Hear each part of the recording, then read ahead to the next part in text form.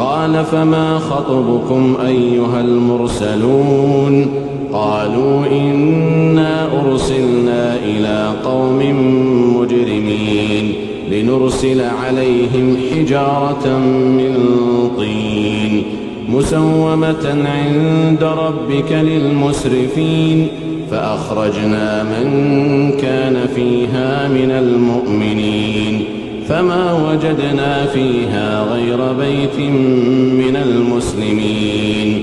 وتركنا فيها آية للذين يخافون العذاب الأليم.